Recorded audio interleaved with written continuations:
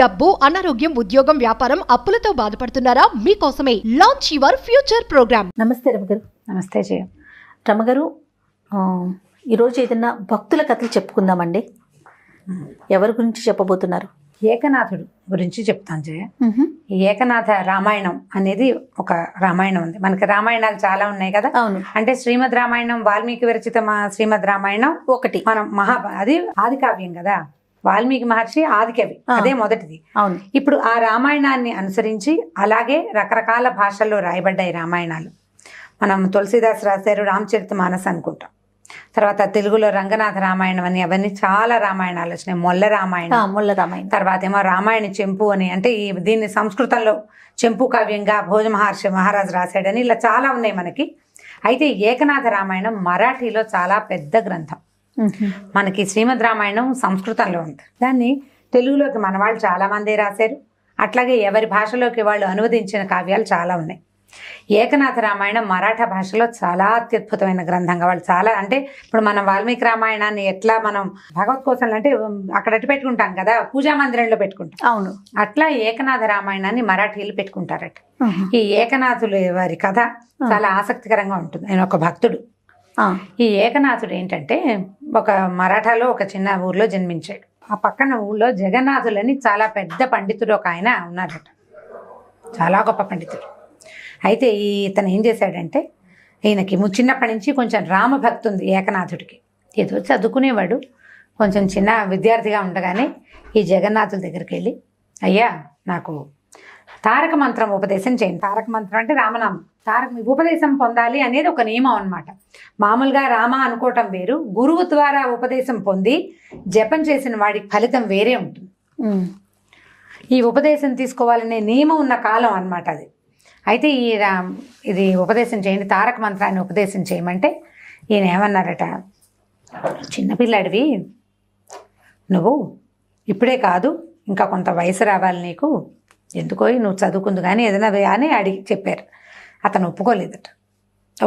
ఒప్పుకోక మీ దగ్గర ఉంచుకోండి, నన్ను ఏదైనా పని చేస్తానంటే సరే శిష్యుడిగా చేర్చుకున్నారు.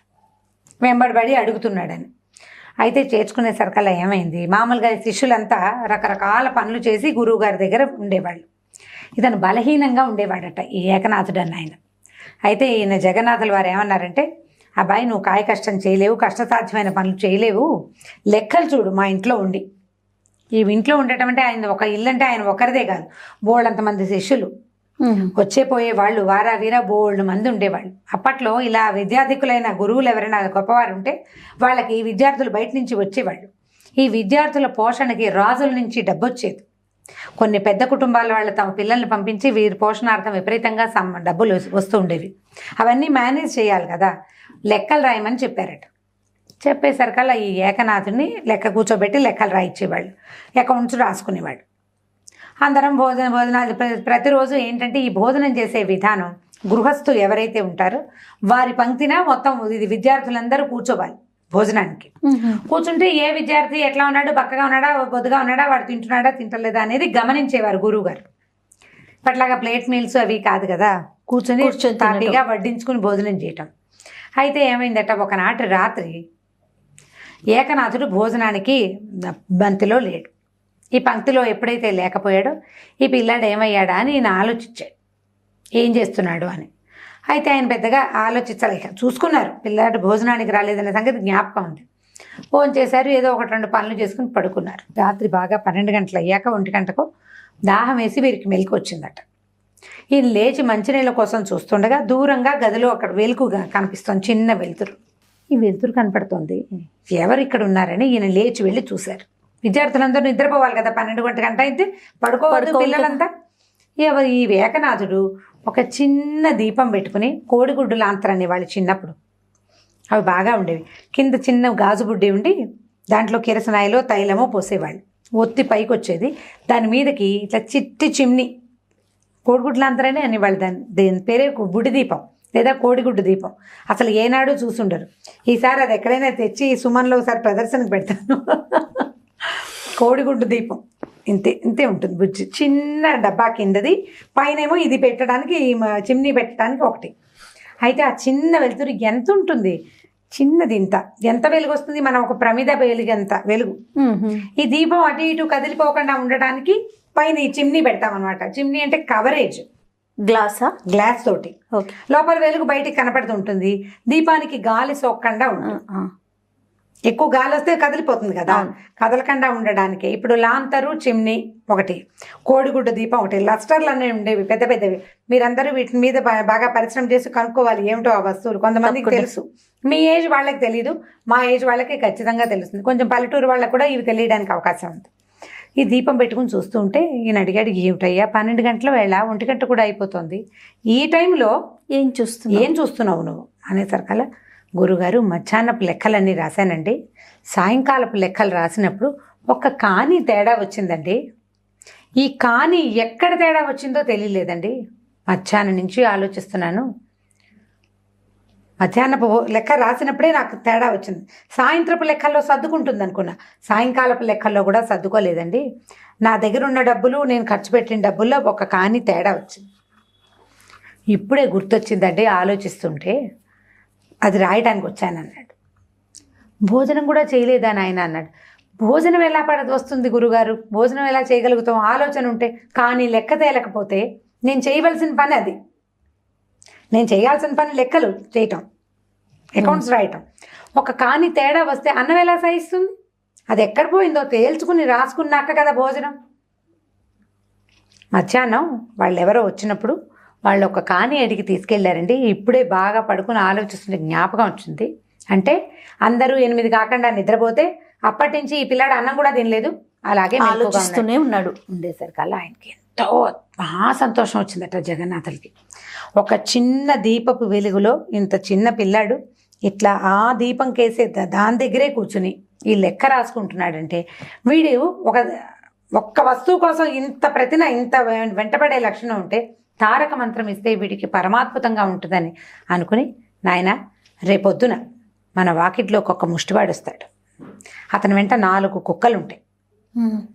4 కుక్కలున్న ముష్టివాడు వస్తే నువ్వు మరోలా భావించకు, అతడు దత్తాత్రేయుడు. ఈయన దత్తాత్రేయుల భక్తుడు అనమాట ఈ జగన్నాథుడు. దత్తులు నీకు స్వయంగా తారక మంత్రోపదేశం చేస్తారు. నువ్వు అతన్ని సేవించు.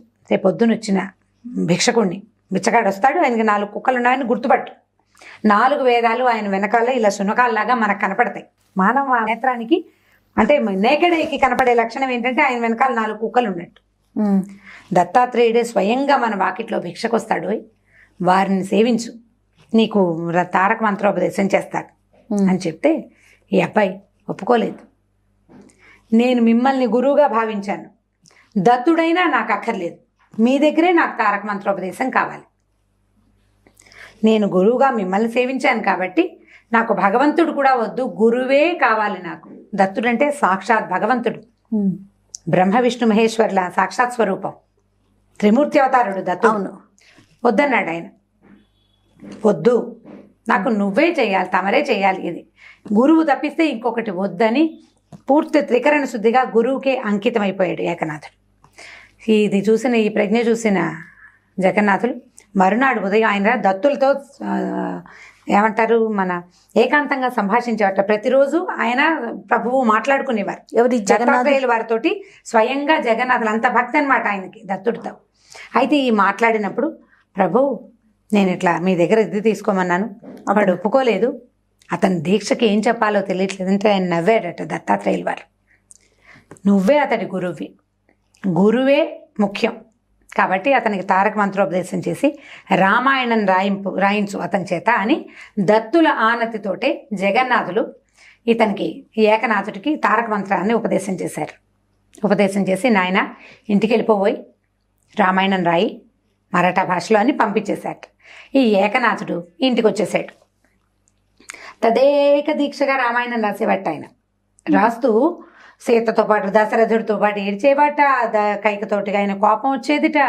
అక్కడి నుంచి సీతాదేవి రాముడు వెళ్ళిపోతుంటే ఏడుపుట, అలా ఏడుస్తూ దాంట్లో రామాయణంలోని ప్రతి సన్నివేశంతో మమేకమైపోతూ అపరిమితమైన భక్తితోటి రామాయణాన్ని రాసుకుంటున్నాడు. ఈ ఊళ్ళో జనాలందరికీ ఒక మంటగా ఉండేదిట. సాధారణంగా ఇట్లా భక్తులుగా ఉన్న వాళ్ళని చూస్తే మిగిలిన వాళ్ళకి భరించలేని తన ఉంటుంది.